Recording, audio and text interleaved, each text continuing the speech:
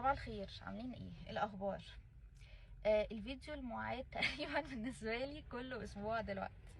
قبل ما اقول لكم الفيديو معاد هو ايه، هفكركم يا جماعه بليز فولو شير سبسكرايب على اي بلاتفورم بتشوفني عليها بليز. دعمكم والمينا لوت تو مي. طيب يلا ندخل بقى. داخلين على ايه؟ على النون كونفورميتيز اللي احنا لازم نتكلم عليها كل مره يا جماعه. لو طلع عليك نون كونفورميتي، انا دايما كنت بقول لكم ان نون كونفورميتي مش عار و بس المره دي بقى هكلمك في حته ثانيه، لعبه جديده بقى. يلا بينا نلعبها بحته ثانيه.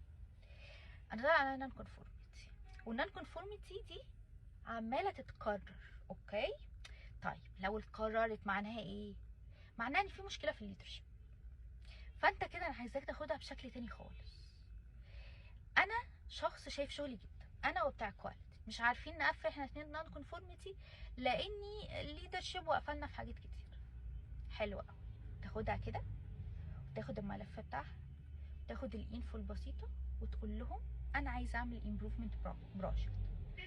كده كده الامبروفمنت بروجكت بتاع اي حاجه ليها علاقه بالكونتينوس امبروفمنت او الدماغ، بيقول لك من الاخر كده صباح الخير. انت طبعا هيبقى معاك بتاع كواليتي، يعني انت واحد اوبريشن ومعاك واحد بتاع كواليتي عشان تبقى فاهم في المصطلحات والحاجات دي. ما بيحتاجش ابدا خالص خالص خالص اي فاندنج، بص ولا اي حاجه. ده بالعكس، ده هو انت هتروح وهتيجي تقول له انا عندي فكره ان انا بقى ايه اعمل بروجكت على الموضوع ده. فهتيجي الليدرشيب، طبعا انت هتقول لها بقى قدام كل الليدرشيب، يعني مديرك ومدير مديرك ومش عارفه ايه، وتحاول انك تجمع لهم as much info تقنعهم بايه؟ بريزلتس. انا هطلع من الموضوع ده بريزلت 1 2 3 4 عشان بس الريزلت اهم حاجه. تمام؟ واعمل البروجكت. فدايما اديني هو بقول لكم طلع لك نون ان سي، بتطلع لك كل مره، مش بايدك انك تقفلها. كل مره بيجي عليك اكسترنال او انترنال اوديت بيطلعها لك، مع ان انا شايفه دي برضو مسؤوليه من مسؤوليات الكواليتي، انك لو بتلاقي نون كونفورميتي بتطلع كتير لازم تعمل انفستيجيشن. ولو لقيت ان الشخص اللي في المصنع اللي انت بتطلع عليه نون كونفورميتي او السايت عامه ملوش علاقه بالحوار، انت لازم تابجريدد. ما حصلش الكلام ده وانتوا مش عارفين تعملوا كده، الشركه مش متساهله بالموضوع ده، في مدير موقف اي حاجه. بصوا حاجات كتيره بتحصل.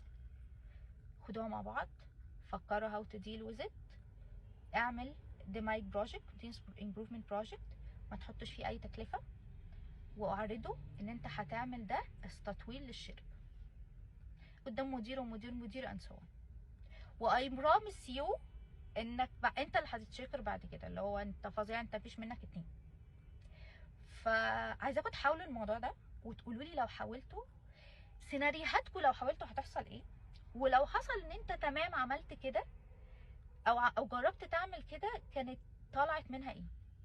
لاني عايزه اقول لكم على حاجه، في حاجه مهمه جدا اسمها ريسك اوبورتيونيتي. اوكي الان سي ده ريسك عليك طبيعي، بس دايما كانوا بيقولوا لنا في لما اخدت الليد اوديتور كان بيقول لنا ان ان الريسك ده ممكن يتحول لاوبورتيونيتي، ممكن يتحول فرصه في السوق.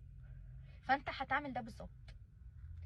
فقولي كده لو انت عملت، لو حد فيكم عمل ده قبل كده، او لو حد فيكم بيفكر يعمل ده، ايه الكونسترينتس، ايه اللي ممكن يوقفك، او اللي انت متخيل اللي ممكن يوقفك. ولو عملت حاجه قبل كده يا ترى الريزلتس كانت ايه. مستنيه منكم الريزلتس، حابه اسمعها. شكرا ليكم، وتاني ما تنسوش اللايك والشير والسبسكرايب والكومنت بليز. it would mean the world to me والله. ثانك يو سو ماتش ليكم، واشكركم ان انتوا بتسمعوني.